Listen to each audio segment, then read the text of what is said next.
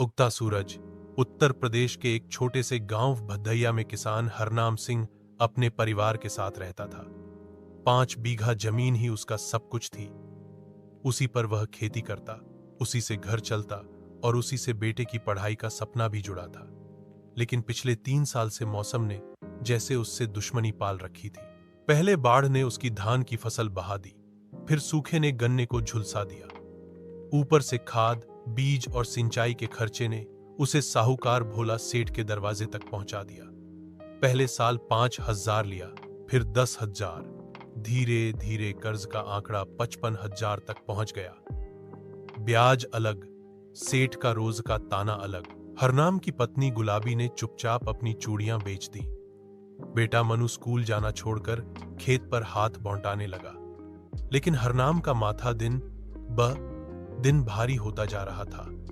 वह रातों को उठकर अकेले खेतों में चला जाता, जहां वह खुद से बातें करता, मैं किसान होकर भी इतना बेबस क्यों हूं। एक दिन भोला सेठ खेत पर आया और बोला, हरनाम, अब बहुत हुआ। अगर कर्ज नहीं चुका सकते तो जमीन मेरे नाम कर दो। तुम्हारे जैसे सैकड़ों हैं। समझ गया। गांव वालों की नजरें हरनाम पर थीं, कुछ सहानुभूति से, कुछ तिरस्कार से। हरनाम घर लौटा तो गुलाबी ने पूछा, अब क्या करेंगे? हरनाम चुप रहा। लेकिन उस रात उसने एक फैसला किया। अगली सुबह वो पास के शहर लखनऊ गया, जहां कृषि विज्ञान केंद्र में किसानों की एक वर्कशॉप चल रही थी।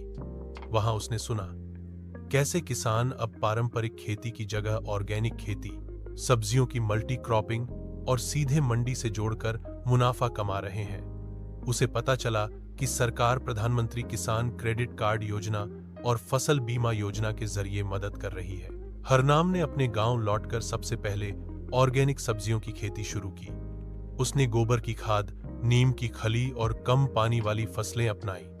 साथ ही मनु को गांव के सरकारी कृषि अधिकारी के पास भेजा ताकि वह मोबाइल से फसल की जानकारी ले सके। धीरे धीरे मेहनत रंग लाई। पहले टमाटर, फिर भिंडी और फिर शिमला मिर्च की फसल इतनी अच्छी हुई कि हरनाम को लोकल बाजार से सीधे ऑर्डर मिलने लगे।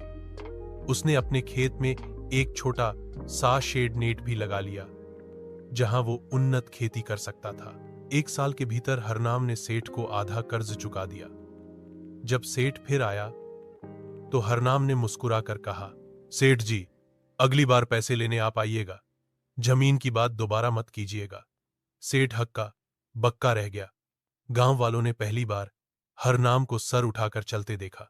हरनाम ने गांव के 5 और किसानों को साथ लेकर एक छोटा सा किसान उत्पादक समूह बनाया। अब वो मिलकर बीज खरीदते, ट्रक किराए पर लेते और मंडी में माल बेचते। इससे लागत घटी और आमदनी बढ़ी। कुछ ही महीनों में हरनाम ने न केवल पूरा कर्ज चुकाया, बल्कि मनु को दोबारा स्कूल भेजा। गुलाबी ने फिर से चूड़ियां पहनी, लेकिन इस बार वो कर्ज से नहीं, मेहनत से खरीदी गई थी। अब जब गांव में कोई किसान निराश होता तो लोग कहते, हरनाम के पास जाओ, वो तुम्हें रास्ता बताएगा। हरनाम की आंखों में अब थकावट नहीं, उम्मीद थी। उसने खुद को कर्ज के अंधे कुएं से निकाल लिया था और अब वह दूसरों को भी रोशनी दिखा रहा था। कहानी से सीख, कर्ज के जाल में फांसना आसान है, लेकिन उससे निकलने के लिए ज्ञान, हिम्मत और बदलाव की जरूरत होती है। सरकार की योजनाएं और सही जानकारी एक किसान की जिंदगी बदल सकती है। दिल से कहानी को लाइक, शेयर और सब्सक्राइब जरूर करें।